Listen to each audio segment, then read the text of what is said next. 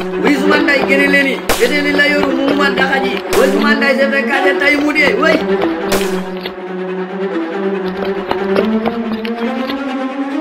Allo, Pulo, Nakamu, yaa ngi ci jàmm. Waxal bu baax, dégguma la de, fi ma nekk dafa bari bruit. Pulo yow, c'est quoi ton problème? Xaru tabaski rek laa la leb, nga fatt ma nii, mel ni dama la yoreel ay millions.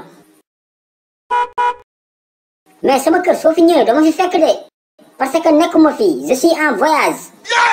Je suis même pas au Sénégal. Ins bi maa ngi ci frontière Sénégal bi di dem. Palestine laa jëm. Xamoo lu may def Palestine? Dama leen di dimbali ji ci guerre bi. Israël pikicien yi laay dem xeexal de.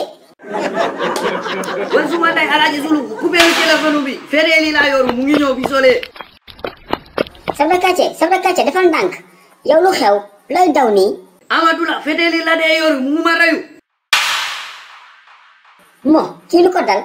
Amadou doomu xaali. Xale boobu fu muy jëlee fital. Yàlla kamu ne Fédéli la yoru. Suma bundu kër la ma fekk mu dóoru ma ko pang pang pum pum pam pam pum. Waaye yow loo jotee ak moom sax. Kiisu bi ma ne ko moom mooy suma adversaire prochain. bàyyil gestu bi chef de quartier.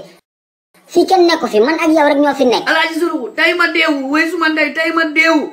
T'inquiète pas Amadou yabuma su ñëwee man la fiy fekk. Hey Papa Sulu loo lay wax yow.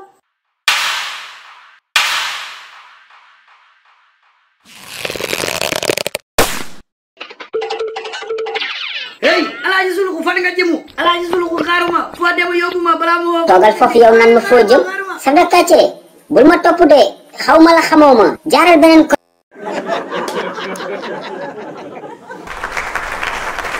Mesdames et messieurs, bonsoir.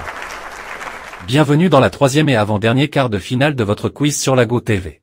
On commence avec les questions collectives. Le premier qui lève la main donne la bonne réponse. Et chaque bonne réponse donnée est égale à 5 points. Top, c'est parti. Quel événement est célébré le 8 mars? Oui, Amadou. C'est la journée de la femme. Bonne réponse, 5 points pour Amadou. Dans quelle région du Sénégal se trouve le pont Faidherbe? Oui, chef du quartier. Le pont Faidherbe se trouve dans la région de Saint-Louis.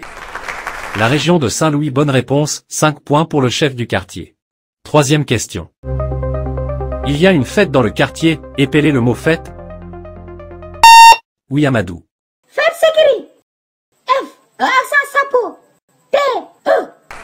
Très bien, 10 points pour Amadou. On passe à la quatrième question collective. De quel gaz est composé l'air?